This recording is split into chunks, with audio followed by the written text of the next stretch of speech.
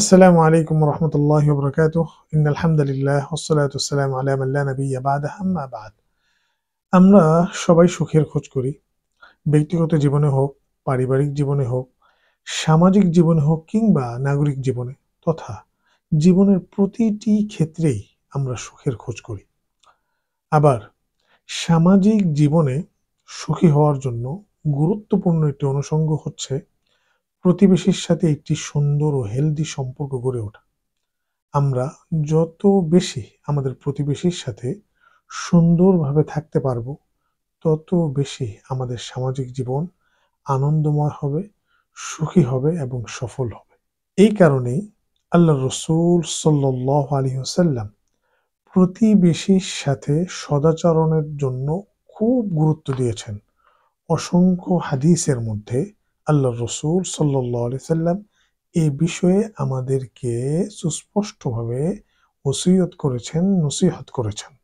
বুখারী শরীফের ৬০১৪ নম্বর হাদিসের মধ্যে এসেছে, হযরত আয়েশা রাদিয়াল্লাহু তাআলা আনহা বর্ণনা করেন যে আল্লাহ রাসূল সাল্লাল্লাহু আলাইহি ওয়াসাল্লাম ইরশাদ করেন, মা যালা জিবরাইলু ইউসিনি বিল জারি হাত্তা যানানতু আন্নাহু সাইওয়ারজিসুহু। জিবরাইল আমিন আলাইহিস সালাতু ওয়াস সালাম আমাকে প্রতিবেশী সম্পর্কে এত বেশি ওসিয়ত এবং নসিহত করতে লাগলেন যে একটা পর্যায়ে আমার মনে হলো যে যেন তিনি প্রতিবেশীকে আমার উত্তরাধিকার বানিয়ে দিবেন। এই হাদিস থেকে সুস্পষ্টভাবে বুঝে আসে যে আল্লাহ রসুল সাল্লাল্লাহু আলাইহি ওয়াসাল্লাম প্রতিবেশীর সাথে সুসম্পর্ক গড়ে তোলার জন্য সর্বোচ্চ গুরুত্ব দিয়েছেন।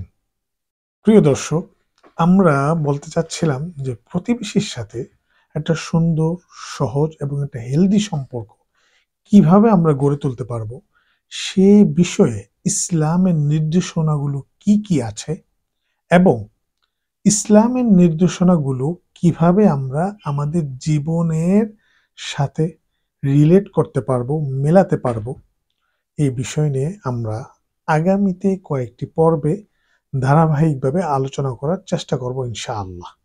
প্রিয় দর্শক, আমরা যদি হাদিসে নববীর মধ্যে লক্ষ্য করি তাহলে দেখব যে প্রতিবেশীর সাথে আচার আচরণের ক্ষেত্রে ইসলামের পক্ষ থেকে সুস্পষ্টভাবে ৮টি নির্দেশনা রয়েছে।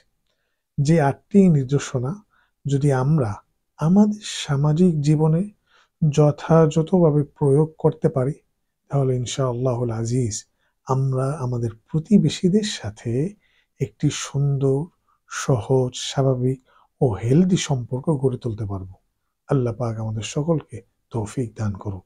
أقامت التوحيد دون تأخر ويقام سوق البادلين بكورا من مزق الصلبان من مزق الصلبان من مزق الصلبان حول عداتنا من أرهب الكفر اللعين كثيرا بان الطريق ولم يعد محظورا فاختر لنفسك ما تراه منيرا أما أنا فقد ارتكست لدولة أحيت لنا بين الظلام نورا